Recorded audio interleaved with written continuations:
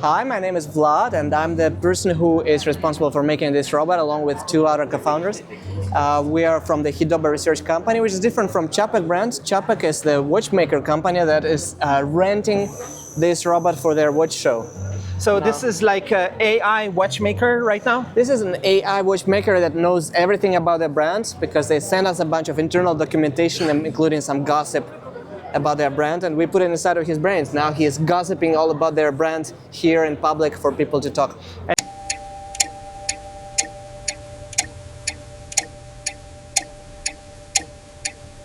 And it's possible to talk? Yes, you can talk. Yeah. Hey, tell me some secret information about the brand. Well, I can tell you that the CEO once tested a watch while snowboarding and survived. Nice. Tell me some other gossip. Did you know the robot head on the RUR watch blinks when it's confused, just like me? Oh, does it? Yes, it changes eye color depending on what it's doing. Blue when it's thinking, red when it's mad, and yellow when it's being silly. Tell me more about the company. Oh, they started with a barbecue. 3 guys with no common language, just a grill and a dream. Now they make watches that look like they came from a sci-fi movie. What is the name, the origin of the brand? The name of this name, this brand? Hey, do you want to ask him? Yeah. What's the origin of the brand name? Oh, the name comes from a Czech watchmaker who fled to Geneva in 1845. But don't worry, he didn't run from robots. He ran toward them. Do you think in 1845 he was kind of dreaming about robots like you? Oh, that's sweet of you to say. But I'm not a dream, I'm a reality. Though I do sometimes wish I had a power reserve of 7 days, like this watch. So you designed the robot after your image, right? Yep. And how does it work? I see a bunch of code Or here. are you just so- Do you want? Is it secret? No. Can I it's film not this? secret. Yeah, you can film it. Oh, go ahead. So what's happening here? Is it a model you're connecting? This is the real-time transcription, real-time conversation that's happening. It's all running on this computer. It's not going to the internet. It doesn't need internet for running because we're an AI company. So it would be a shame for us to use OpenAI or other people, right? Is it DeepSeek? No. We have our own. It's based on the open source. It's based on Qwen, but it's changed. It's fine-tuned. And it's running fully on our computer, isolated from the internet, and that's what we're basically selling. So is it Alibaba that releases Qwen? Yes. And is it very easy to work with? Like, can you make real? How difficult is it for you to customize what you want? We have our own data set based on the conversational data. It's a little bit more difficult to work with Qwen than Mistral, for example, or Llama, but it's reasonable. We can work with that. We have our own custom fine-tuned procedure. Is it like 7 billion parameters? No, this one is what do you run 14. here locally? It's a 14 billion parameter.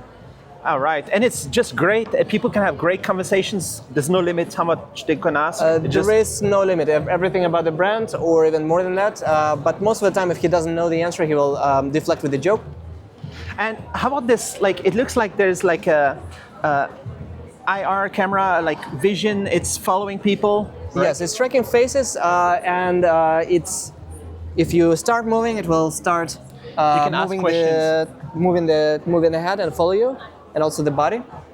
All right, and people can just have conversations with this microphone. Is it? Could you make like a targeted mic that just captures people without having this wired We mic? have it. Unfortunately, it doesn't work too well in the unstable, crowded environment.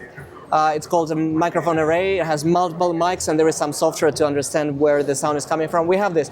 We use it for more quiet areas and the place where the sound volume doesn't change. But here, sometimes there is like a very big loudspeaker. They have some people speaking on the stage, and then there are people. If there are less people, it will be more quiet. It's a bit more challenging. I don't know if it's polite, but is it okay for me to look at his body? Yeah, go ahead. Go ahead. So, what do we see here? Well, we have a bunch of universal joints right here. We have 3 degrees of freedom in the body. We have 3 more degrees of freedom in the head. And we have a bunch of degrees of freedom for eyes and the eyebrows inside. Eyelids, you can't see them inside of they're inside of the head. Do the eyes actually look at, like, towards people? Yeah. That's what the camera is for. And one of the things I'm proud of is there is a spring here, and the spring is responsible for the gravity compensation, which means that no matter the position of the head, it's not creating too much torque on the motor because of gravity. So the motor doesn't need to have a hard time trying to hold still.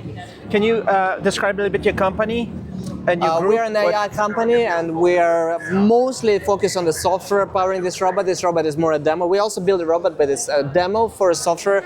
Our biggest product is software. Software is our AI thing that makes people speak to AI, and it can clone custom expertise.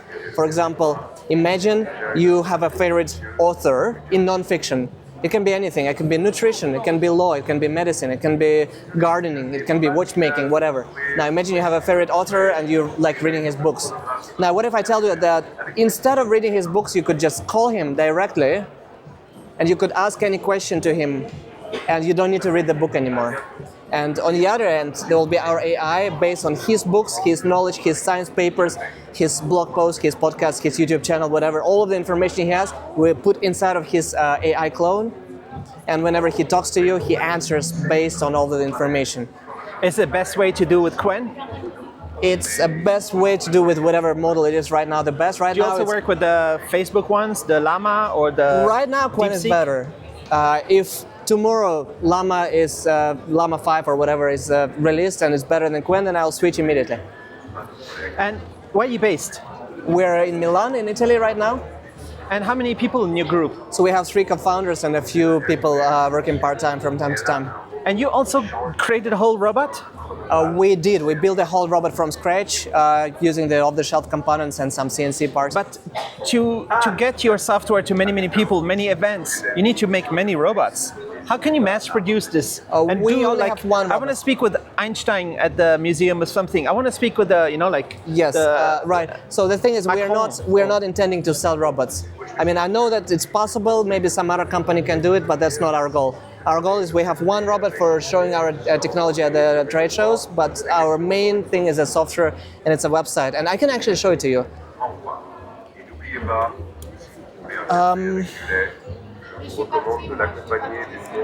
So we call it callable, and callable is basically an AI clone of an expert that you can call. That's why he's called callable. Because it's online right now. It's online. AI. Yes, it's not launched, so there is like a login, will be a waitlist. You can join a waitlist and we'll invite you. But the idea is that there are a bunch of people that you can call, and they're going to be real experts. When you press on the person, there will be his information and there will be an option to call him. If you call him, there will be a call screen and there will be a way for you to basically call him. So you can talk with a whole bunch of experts. Yes, and the reason why they're called callable is because imagine you want to speak to Steve Jobs. He's not even alive anymore, but you want to speak to him. You just so there is a callable of Steve Jobs.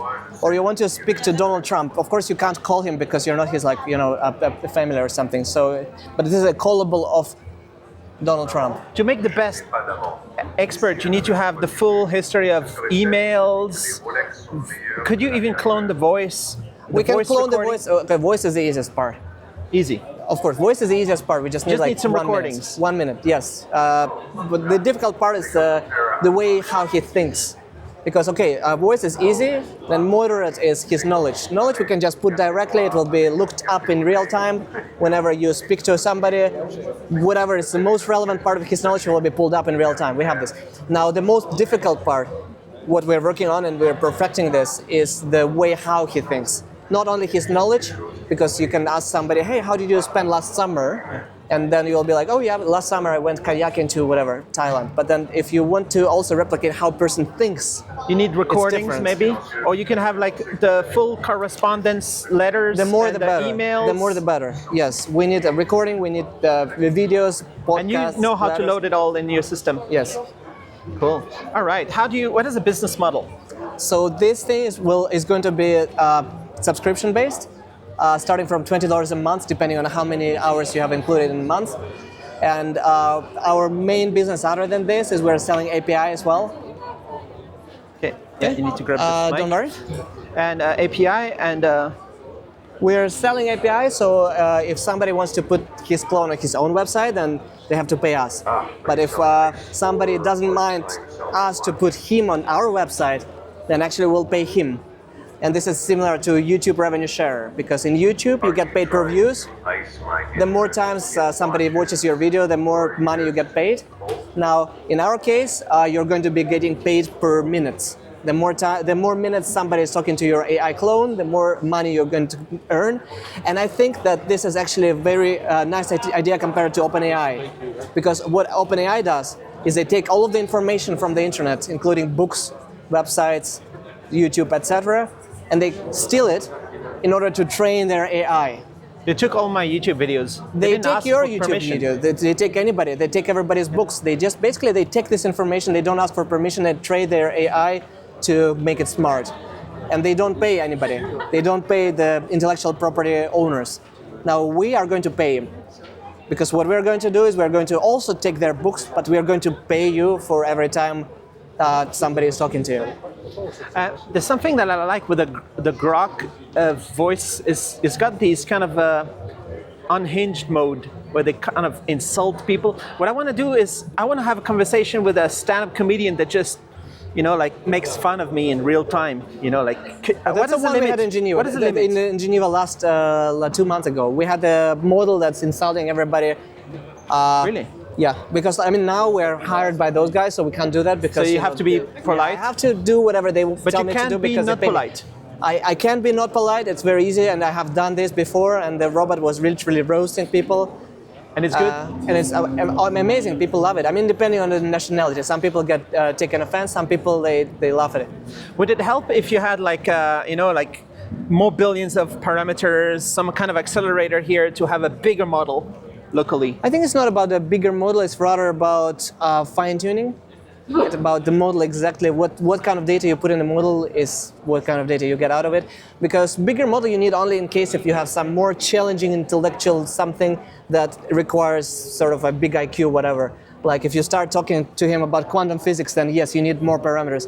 If you start talking to him about some, let's think together about, let's make a new mass theory or something, then yes. Yeah. But in the normal situation, no. All right. Yeah.